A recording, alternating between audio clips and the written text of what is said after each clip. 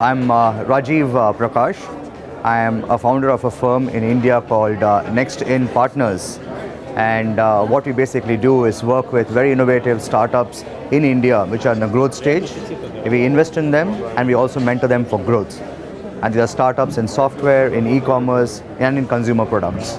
I think the advice or the input for entrepreneurs really is that if we just look eastwards, and I'm referring to Israel, okay, there is very significant opportunity, okay, for entrepreneurs, for companies, and for investors from Israel to engage with the rest of Asia, and engaging, going beyond looking at these as just markets, but something which is more to partner and participate. These are very different markets, they're very different regions. There's need to invest time and energy and emotion, okay, in making that work. And I believe whenever you're dealing with this kind of a relatively newer opportunity, it requires a very different set of entrepreneurs in Israel. Entrepreneurs who can create consultancies, entrepreneurs who can create these corridors, and even entrepreneurial investors who are willing to go and develop new kind of ecosystems in these companies. So I think that's the advice from an Israeli point of view. And from an Asia point of view, I think it's about people knowing more how to look at Israel as a very important resource, okay, for their own entrepreneurial journeys. Don't reinvent stuff. There might be something very interesting in Israel which can plug into your venture and create a new business. Okay, so it's about the discovery of Israel.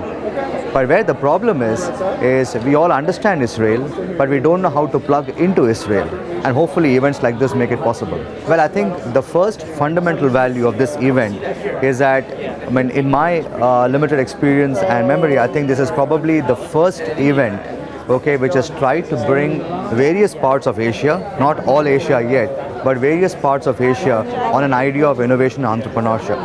I mean, outside of the Asian Games, we don't really think about Asia as one.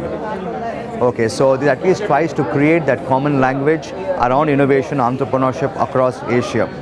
So if I take this as a 3-day program, because I came here 3 days ago along with the Israel Asia Summit, I think we've been exposed to a very different set of ideas, okay, which we could probably use in India, and very interesting connections which are being made to startups, to investors. I think that's a big value. So I think the value is around discovery of Israel as a very interesting resource. Hopefully, discovery by people in Israel about the opportunities in Asia and starting new conversations. For me, the big highlight is when yesterday we had various Israeli startups, okay, making their presentation. I mean, I was amazed by the advances in the medical area. Especially, there was one particular company, I forget the name, which especially specialized in non-invasive surgery, where they were basically treating a person with Parkinson's through this kind of a special method. And as they were treating the person, we could actually see his Parkinson's disease getting cured and his regular motor operations being regulated. So that for me was really a wow moment in terms of how, if some of these ideas are applied in the domain of health, of energy, other areas, it can have a very significant impact. The other big moment for me was when we went to Old Jerusalem, and it was like walking in the fourth dimension. But you are across so many different patches of history. You take one wrong turn and you land up in a different historical moment.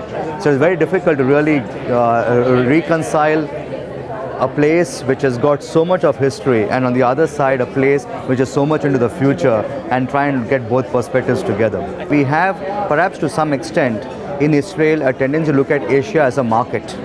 So, okay, how much more sales I get from that place. On the other hand, I think if there can be more success stories, okay, not necessarily in software alone, but other areas where you can take an Israeli product solution combined with the inventiveness of, let's say, somebody in India and solve large problems. For example, is it possible that in an entire city, okay, either the water shortage problem or the wastewater problem, okay, can be solved in this collaboration, or we have a minor city where we're able to solve transportation problem to some of the ideas we discussed, but something which are large, impressive success stories, okay, which in turn makes this entire partnership look more real. Otherwise, we have a lot of events, we have lots of seminars, but we don't know what to do after this. I walk away with one very important thing is what I got from when I saw the panels with the tiger cubs, okay, is that I feel that the future is in very safe hands. To see people on the panel who were there in the early 20s being so articulate about issues today and their views about their future, I mean, gives me a lot of hope and confidence.